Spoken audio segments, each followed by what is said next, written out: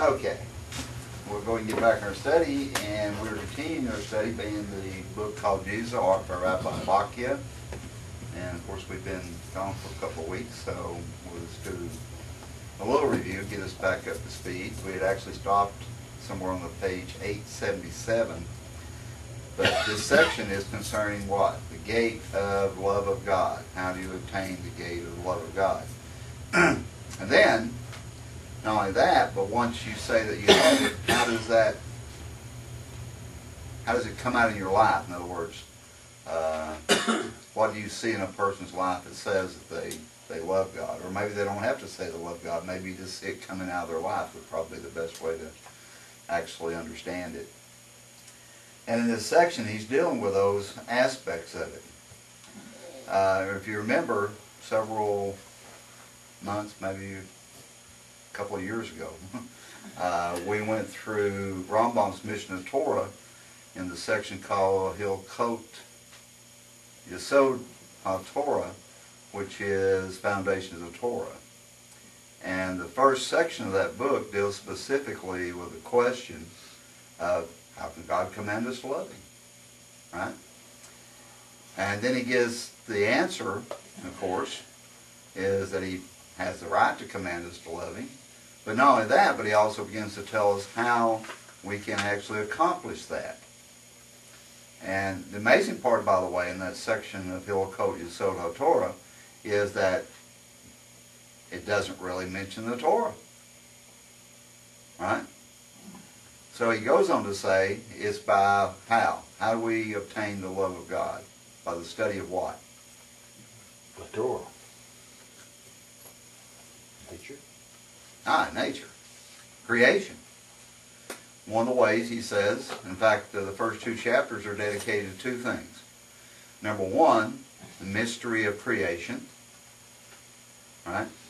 And number two, the mystery of what they refer to as the Merkavah, the fiery chariot. So those two sections he deals with specifically, and those are sections that brings about the love of God. So it's no wonder, by the way, and we went, if you remember, we also went through the guide for Perplexed, been a pretty while back, but there was prerequisites to be a student of Rambam. Anybody remember what those prerequisites were? You have to study science and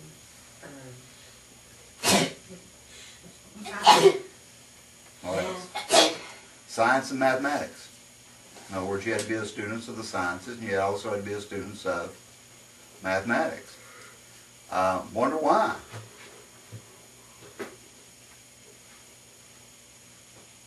Why did you have to accomplish that before you actually could become one of his students? Well, the science do what?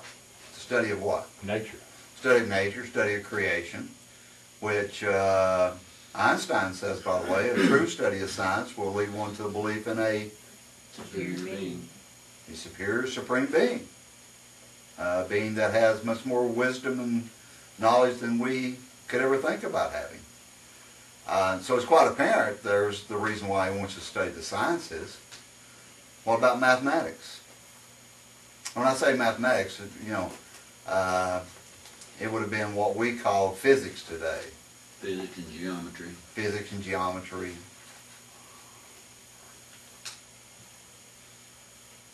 Again, how is the world laid out?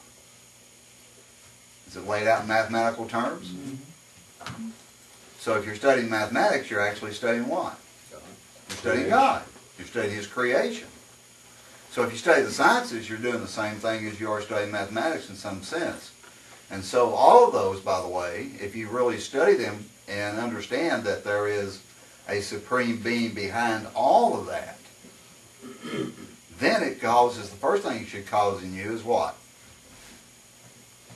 There was someone or something with far superior intelligence than us. Exactly. So all of a sudden that should provoke what within inside of you? It's the beginning of everything, by the way. Yeah. Fear. Yara, not being afraid. Somebody smarter than we are. Absolutely. In other words, now I've got what? Respect for something. Respect. He's got my attention. Right? And he got my attention by creating things and bringing things that did not exist previously into existence. Now that would get my attention.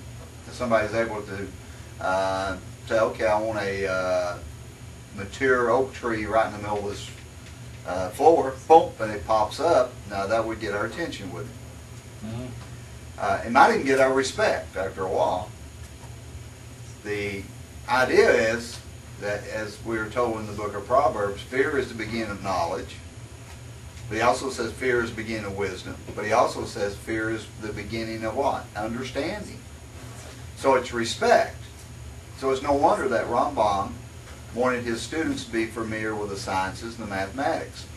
And as he points out in Yesod Torah, the foundation of the Torah, that the way that we begin the love of God is by studying creation and by understanding creation. And you have to come to certain conclusions as you go through these studies, by the way. If you look around and you build a comparative idea with the Torah as you're doing the study of sciences, what kind of conclusion that you would come to if you're looking at creation and you understand that there is this wise being that has brought all this into existence, that he actually brings it from non-existence into existence. And if we correspond that idea, by the way, back with the text of the Torah, then we have specific days that things are brought into existence. The first day is that all the matter that was ever going to be created was brought into existence. The second day, third day, fourth day, fifth day, sixth day, is taking that matter that was brought forth on the first day, day one, right, and forming that into what? Into plant life, into planets, into fish, fowl, beast of the earth, all kinds of life, right? And then, what's the final achieving glory of his creation, supposedly? Man. Man. So if I'm looking at nature, what would I have to presuppose? I mean, what conclusions could I draw from the fact that he waits until the last day to bring about the creation of man? That everything was created for man. That everything was created for man. And that's really the story that the sages tell us. Okay? Now, if I realize everything that's created for me, what kind of ideas would that provoke in me about this supreme being? That he cares about you, about man. That there's some kind of kindness, right? Some kind of love, some kind of compassion about this being, that he's concerned about what? About man. Well-being. About our well-being in some way. So that should do what for us? What should he evoke in us? Desire to love him. Thankful. It should be a desire to love him, right? And that should really bring about love. Should bring about a lot of things. One of the things too would be curiosity about who is this person. Absolutely. Curiosity about who he is. Why would he do that for me? Exactly. Respect. Love. Eventually, it should evoke love. I think it starts at some point. It builds, to a point. But you find out that love is not this emotional, gushy, ooey thing. That you're responding in kind to him. Dedication. Yeah, it's probably a good word. Dedication, appreciation. I mean, there's a lot of words we can put to it, but we're just responding in kind. We see his love for us, and we respond in kind, in the same way. We respond back, if we can ever see that. When people sometimes, I think, especially with certain groups. Certain groups has this idea that God's like split up into some kind of dichotomy, that you have this mean, vindictive, wrathful God, and then you have this other God that is a God of love, kindness, and compassion. And of course then for them they have the third God, which is the God of all evil. The reality is there is only one God. When I say one, I'm not talking about a numerical number. I'm talking about an absolute God. You know, when you say the Shema, for example, in Deuteronomy 6:4, "Hear, O Israel, the Lord our God, the Lord is one." He's not saying a numerical one. He's talking about the only one, the absolute one. Right? So, all of a sudden, if we understand it's this absolute God, how do we respond to Him? Because He's done things for us. For example, there's points in time in our life we probably don't like to exist, right? But then we look back in points in time in their life, and it's so wonderful to exist as a human being. All the happy moments that we've had in our lives, we can never experience those unless we what? Unless we existed. Now, yeah, we have our bad moments. But generally speaking, for the most part, most of us, by the way, our bad moments really never get so much remembered as the good moments. For some people, they dwell on the negative, they dwell on the bad stuff. But for the large part, most of us pretty much like remember the good things. For example, when somebody dies, after the death of someone, and all of us, at some point in time or another, have done some bad things. But I've always noticed that when people die, that all of a sudden some people actually gain sainthood that were not particularly saints before they died. So we tend to do what? Remember the best. We tend to remember the best.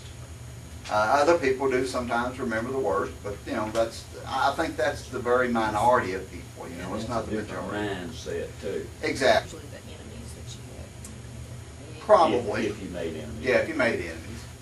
Which we probably all made enemies of some kind at one time or another in our lives. Some stronger enemies than others. Some stronger than others. So they remember different things, but for the most part I think we remember, and we tend to like to remember the good things about people. You know, we want to remember people in a positive way rather than in a negative way. In fact, we'll even kind of look for things, you know, to remember people in a specific way. So, if all that's true, right, then how do we want to remember the Creator? Always in a good light, right?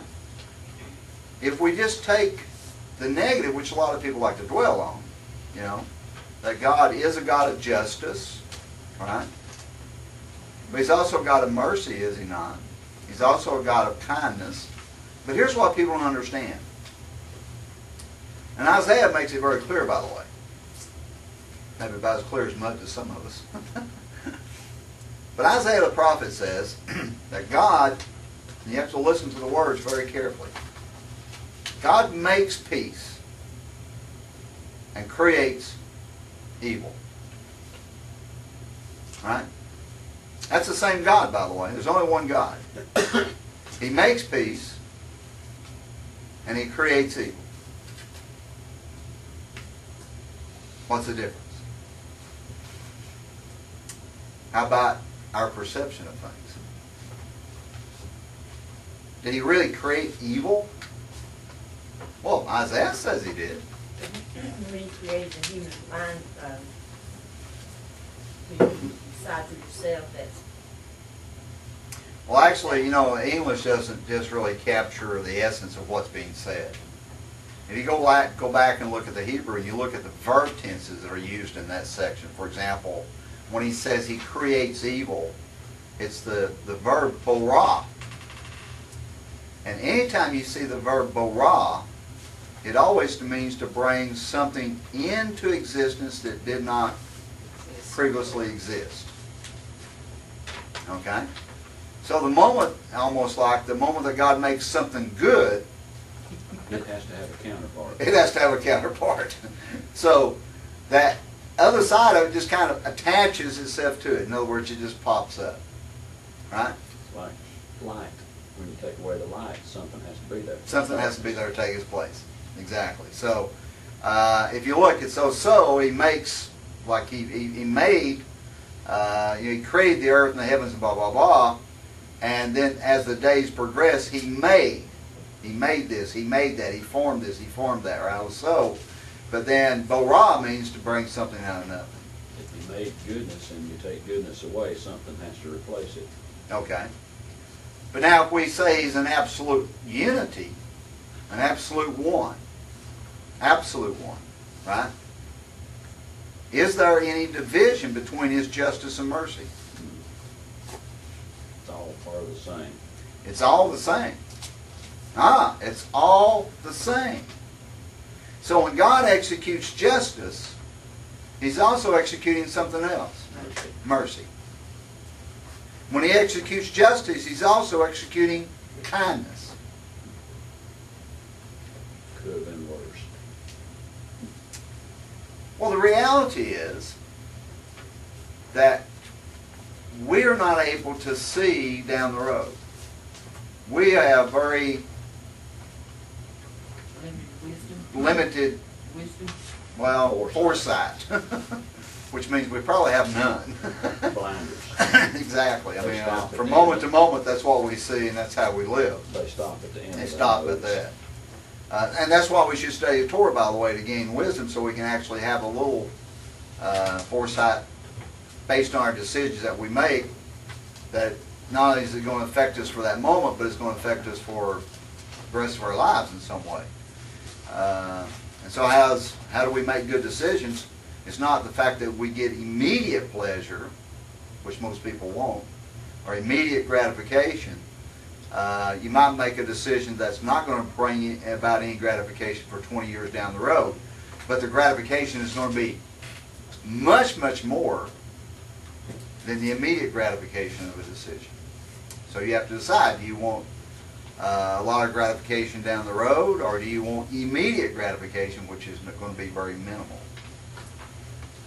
Okay? So you say, well, what's all this got to do with the love of God? Knowing that God's justice is his mercy, and knowing that God's justice is his kindness and compassion, it's all the same. Now, what makes it different for us? What makes it different for us? When we see God acting in a particular way, right? We say he is dispensing justice. When we read about God acting in another particular way, we say he's dispensing mercy or kindness. But we're just talking about his behaviors. We're not talking about who? We're not talking about him.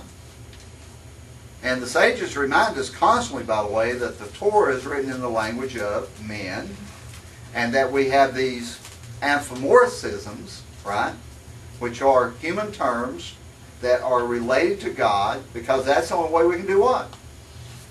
Can relate to it. The only way we can talk about it. So if we see justice being done in a particular way, and it's attributed to God doing justice, then the words that we read demonstrate to us a certain amount of justice. He behaves that way. If we see mercy, kindness, compassion done another way, and the words attribute that kind of attribute, that behavior pattern, then we say God's merciful and he's kind and so forth. But he's all that. So when he does justice, it's also what? Mercy. Kindness. And when he does kindness and mercy, he's also what? He's also justice. Because you can't separate it. There's no divisions. We talk about God being an absolute, simple unity. Not a complex unity, a simple unity. A unity of an absolute one. We can't break him up into little parts and say he's this and this and this. Now, for example, so we're talking about the gate of love. Let me give you a comment, and then I'm going to let you think about it for a minute. What if somebody says God is love? How do we understand that? How do we take that? Is there a possibility of taking it more than one way? Okay? If we say that term, if somebody comes up and says God is love, what are they saying? That's all he is. Or what do you perceive them to be saying? That's all he is, that to them. Okay. I'll buy that one. A lot of people have that idea, by the way. When they say God is love, that's all he is. He's limited to the aspect of love. And anything beyond that is not him. It's not him. What if I say, and by the way, we have this, in Tanakh, God is just too. He's righteous. He's not only God is love, but he's also God is just or righteous. One of his attributes. Okay? The way he acts. The way he acts. Is there another way of understanding that when we say God is love, rather than saying that, and I know what a lot of people mean by that, they say that that's all he is. But could it be, if we're studying the Torah and the Tanakh, when somebody makes that statement that God is love or God is this or God is that, could it be they're saying that he is the source of that? Could be.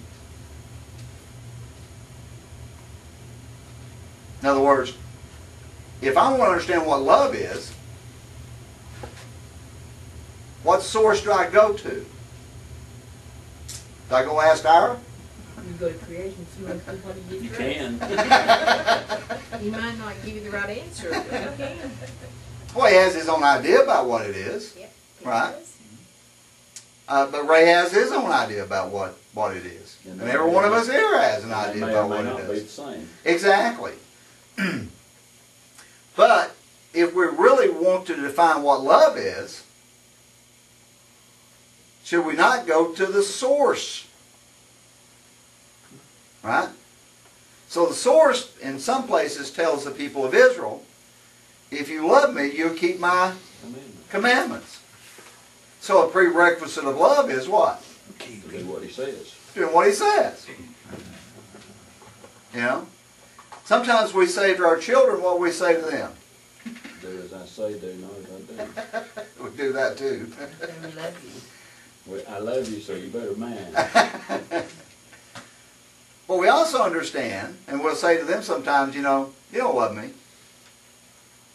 That's what I say. If you love me, you'd be doing what? You'd respect me enough to do what I tell you to do. And so the source of love tells the people of Israel, if you really respected me, Be obedient. if you really love me, you'll do what I tell you to do. Pretty simple, isn't it?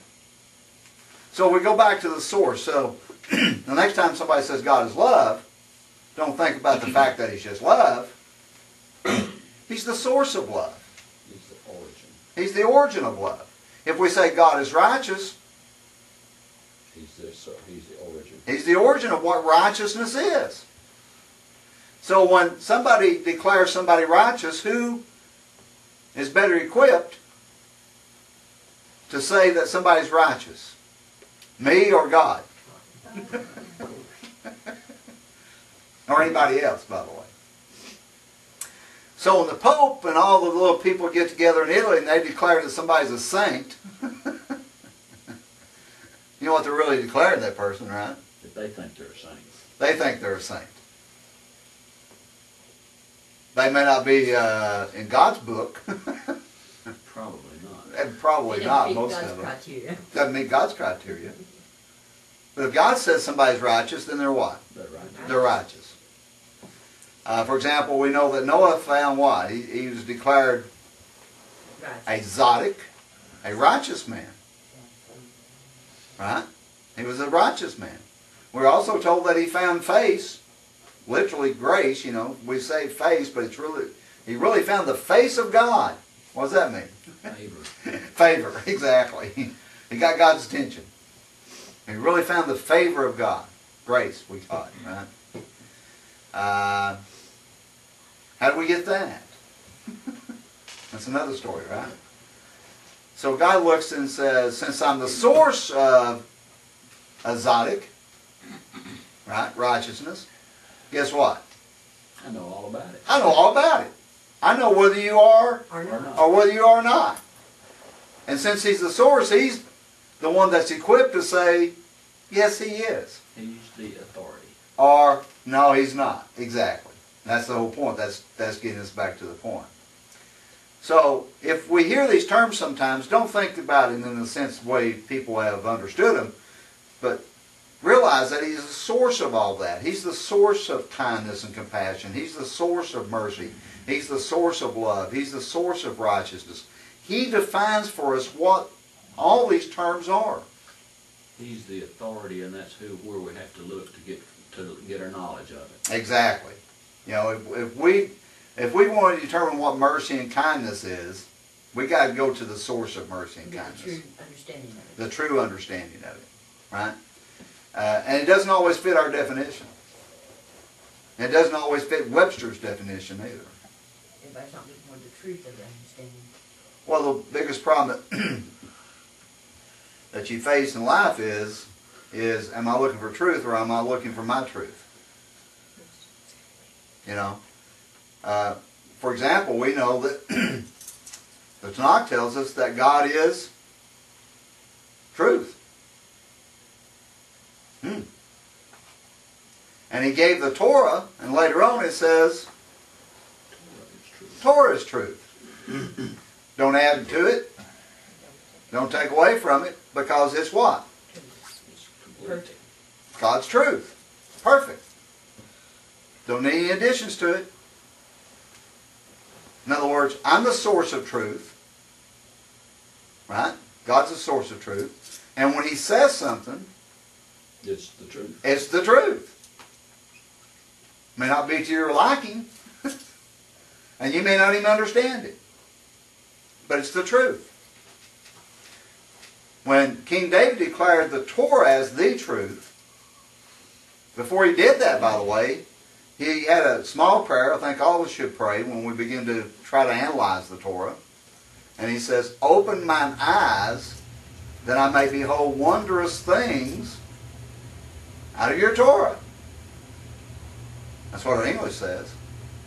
If you look at the Hebrew very closely, it says, open my eyes so that I may understand the difficult things in your Torah. And there are difficult things.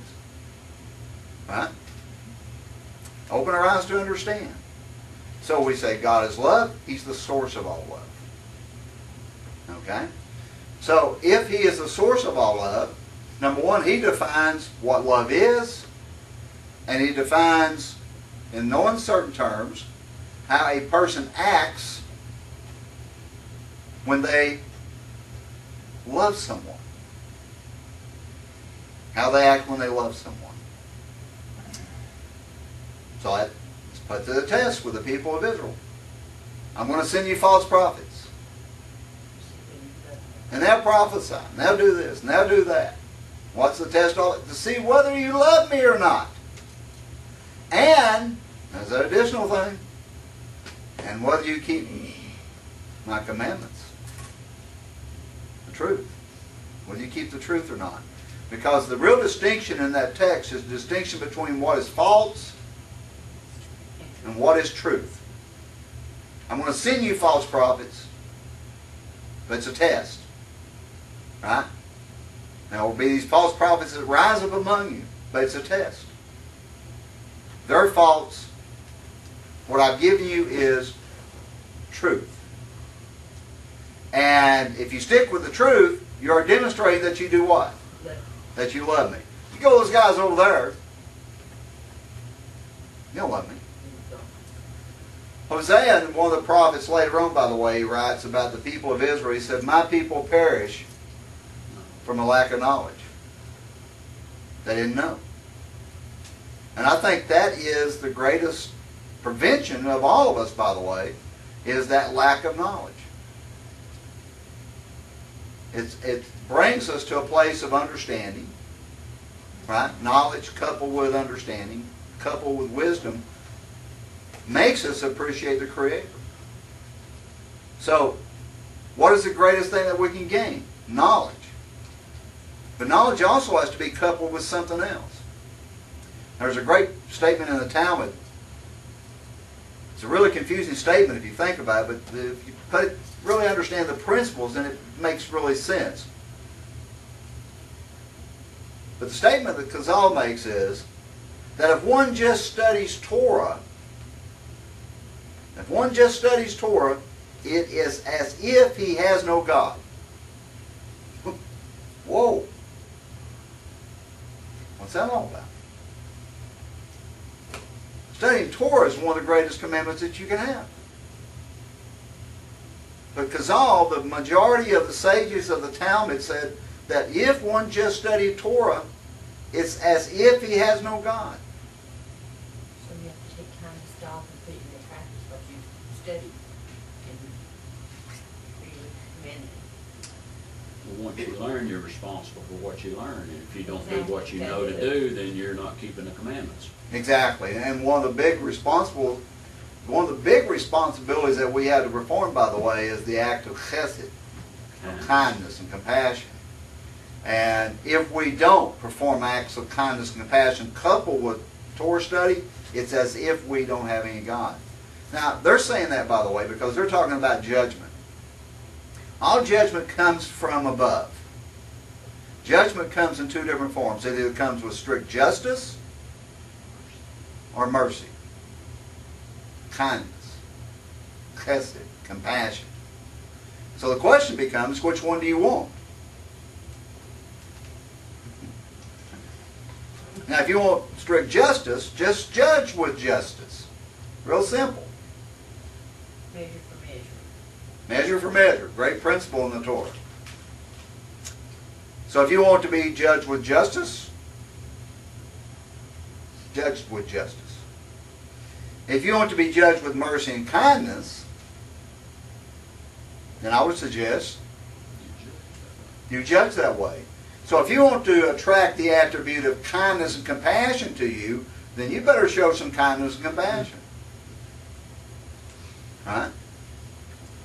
Question becomes, at least at some point in that discussion, would one rather be judged by the heavenly court, or would one rather be judged by the king of the heavenly court? If you're being judged by the heavenly court, That's strict justice. that's strict justice. Specific good. guidelines. Oh yeah. You know, it's the Kofetz Chaim makes a statement. I think when we went through that book in Hava Hesed, he makes a statement. He says, if that's the kind of judgment that you want, you better be sure that in every mitzvah that you have fulfilled it precisely, exactly, in its details, with all of its details. In other words, you better cross every I and dot every T. Right? On the other hand, God's more merciful than they if you get judgment from the merciful side, right, you might not have done it so good, but you did it. You didn't get every I dotted. You didn't get every T crossed, you know. But you fulfilled the mitzvah. You didn't get it exactly right. God says what? You judge with compassion. You're good. My decision was good. My decision, you're good. You know. So whether we want to attract certain judgment, it's up to us.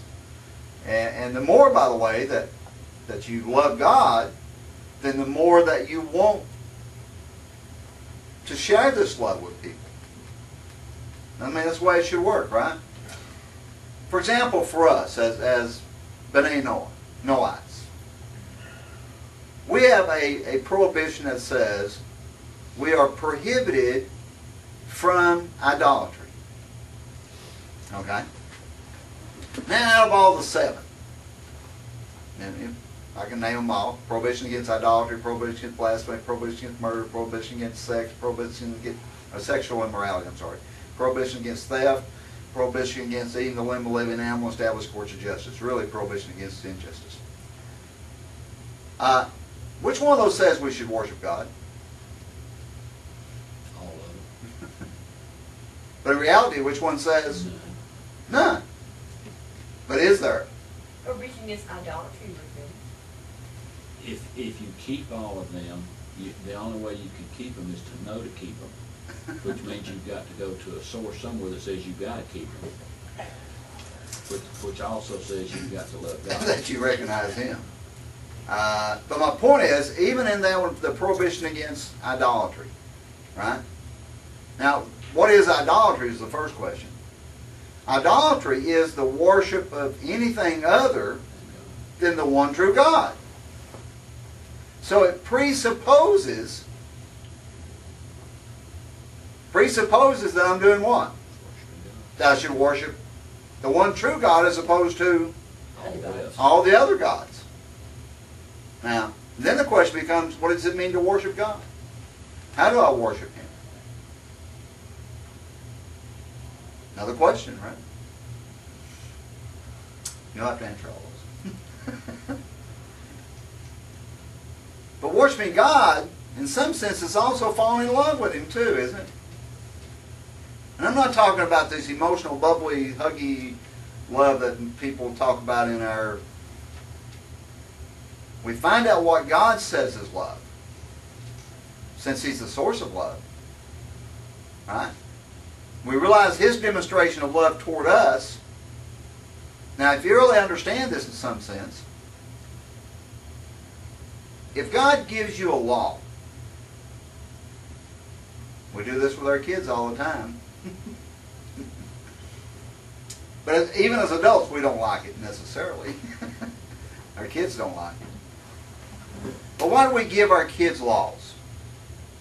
Why do we give our kids Because laws? we love them. We want them to do what's best for them. Because hopefully we love them. And we want the best for them. We want them to benefit. Right? From what? Generally our own mistakes sometimes. When God gives you a law, you know, and we give them a quarter and say, God, that's so hard to keep. Oh, I don't know if I can do that or not. What's wrong? What's wrong with us? We don't love them. We don't love Him enough. If we loved Him enough, you know what we'd think? God do No that. problem. No problem. You know why it's no problem? Because He said we could. He said we could. Not only did He say we could, He said, this is good for you. This is beneficial for you. It will make you a better human being.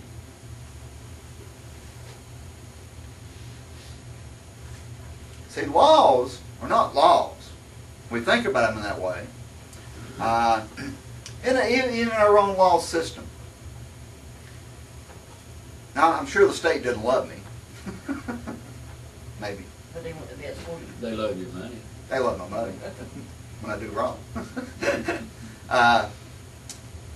But generally speaking, we try, at least I hope we try. Some of our government recently has been doing too well at it, but when we make laws that are beneficial for people. I don't remember, you probably hadn't looked at it in a long time, but years ago, you know, in the driver's pamphlet they hand out to go get your driver's test, you know, the little thing you had to study. Does anybody remember in the pamphlet at a green light that in that pamphlet it said you had to go? No. They didn't say that. Now at the red light it said what? You have to stop. You had to stop. But at a green light it doesn't say No. correctly. If I remember correctly, one of the old pamphlets, it may not be in the new ones, but I think of the one that I had years and years ago. Well, it makes it sound old. A few years ago. A few days ago. The one I remember was that when the light turns green, that you are to proceed with caution. Now, why am I to proceed with caution? Because somebody else might not be stopping. Because somebody else might not understand the benefit Of the red light. of that law of stopping at a traffic light. Right? But the law is actually beneficial, isn't it? Because it allows me to proceed with caution. And hopefully the other guy's obeying the law. It's beneficial to him because he's not going to run into me. And if I'm proceeding with caution, I'm still aware of what's around me. And if he happens to not obey the law, then I should see him and take corrective action. We call it defensive driving, of course. But all those laws we hope are beneficial for us, laws that we make. They should be beneficial for communities, for cities, towns, and the nation at large. They should be beneficial for us. If they're not beneficial for us, they should not be a law. Any law that's not beneficial for us as human beings should not be a law. Now, that's Jack Saunders' theory, by the way. You know why? Because every law that God gives is beneficial for us. Even though to us sometimes we look at some of these laws and we think, what's the benefit? Now it's obvious, by the way, immediately it's obvious about some of the laws. What benefit we derive from it. For example, don't steal. It's obvious that we understand the benefit of that one really quick, right? Especially if you've ever had anything stolen from you. You know how what? How it feels. And it's not a good feeling to know that people have walked into your property, walked into your home, and have taken things that you've done what? That you've worked for. And you feel like you've been what? Violated. You know, if they can do it once, they can probably do it again. So there's obvious, I mean, even psychologically, there is obvious a connection to understand what that law, the benefit of that law of not stealing is all about. Very beneficial. And many other laws we see the immediate benefit, but some of the laws we don't always catch what? We don't understand the immediate benefit. But if the overwhelming part of the law that we understand, and we understand the benefits of it, when we see the laws that we don't understand, what should we assume? The benefits there too is because we don't understand it's still there. The benefits are there, we just don't quite get it at this point. Does that mean that we won't get it? No, it means we might get it, but at the same time, we may never understand it. But the point I'm making is it's beneficial. And if we understand the benefit of it, if we love God, we don't look at His laws and say, oh, they're so harsh and they're so, so hard to fulfill. They're not. Now, if you're just thinking of being under a tyrant, you'll never get it. Because if you're just under a tyrant that's just demanding that you do that, or else he's going to pop you upside the head, right? You'll never understand. You'll never get the point that these are beneficial for you and for the people around you to make your life and the people around you a much, much better life. Okay? And this is what the love of God does for you. And I'm just doing a review, by the way. So we spent this whole first section just reviewing. But the whole point is, when you love somebody, there are certain activities and certain actions that actually flow from that love. And so when you love somebody, don't command them harsh things to do that's not good for them. Right? You shouldn't do that. And on the other hand, if it's good for them, you should do what? You should command them. As God demands that we love Him, the more that we understand His love for us and the more that we love Him, then the more benefit that we see from keeping His commandments, and they're not harsh laws anymore. They're laws that are for our benefit. And not only do I get benefit from them, but the people around me gain benefit from them. So it's up to us. How much do we love God?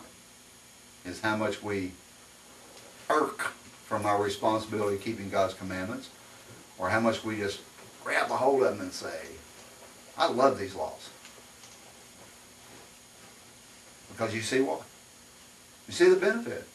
As I've often told you and many other people, by the way, what if you could get everybody in the world just to keep 3 commandments? Don't murder, don't steal, and don't commit adultery, sexual perversion. What if you could get everybody in the world just to keep those 3? Be a great place to live. Locksmiths would be out of job. Wouldn't have to worry about anybody stealing from you, would you? You walk down the streets at night. And by the way, that would take care of all the Wall Street rip-off artists. Right? Nobody steals. Any form, any fashion, any way. So everything that's happening in our society at this moment, this financial crisis, if everybody followed just those 3 societal laws, we wouldn't be in the position we are in today.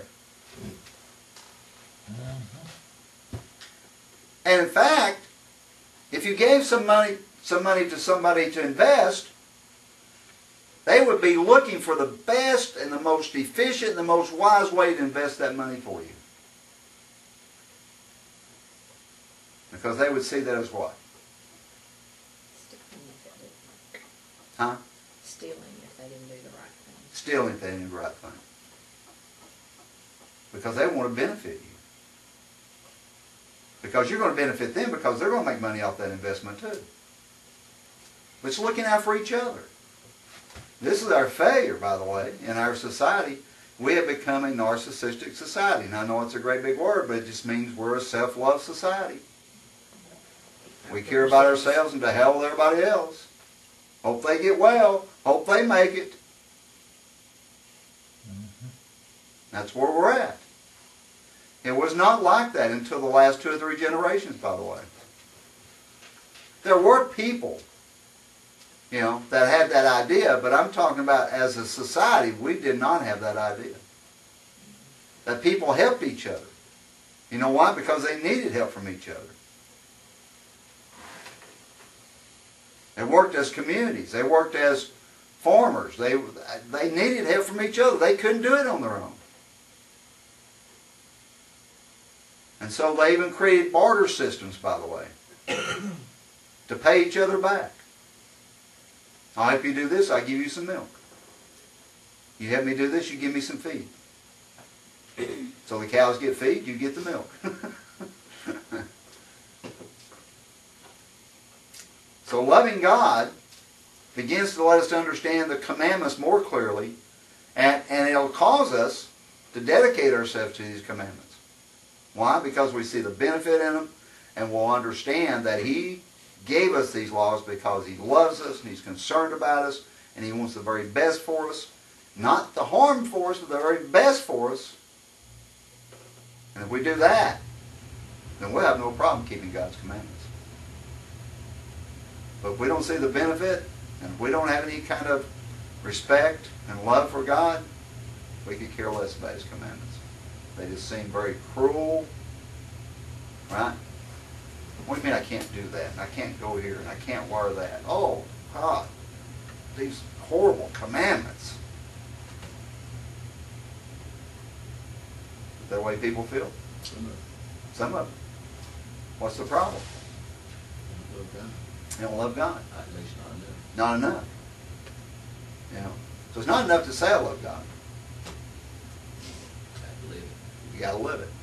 And this is what He's sharing with us in this chapter right for a break. We'll get right back into it in chapter 6, the gate of the love of God.